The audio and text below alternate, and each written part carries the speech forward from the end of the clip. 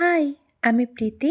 দিনটা ছিল 31 ডিসেম্বর। সেই দিন ছিল আমার বোনুর জন্মদিন। সেই জন্য সেদিন দুপুরের খাবার দাবারে ছিল ভাত, ছোলার ডাল, বেগুন ভাজা, শাক, একটা বড়া টাইপের কিছু, চিংড়ি মাছ, মাটন, চাটনি আর পাঁপড়। তারপরে তো বিকেল বিকেল নাগাদ আমরা সবাই মিলে লেগে পড়লাম ডেকোরেশন করতে। তো সেদিন বুনুর বার্থডের ডেকোরেশনটা কিছুটা এরকম হয়েছিল।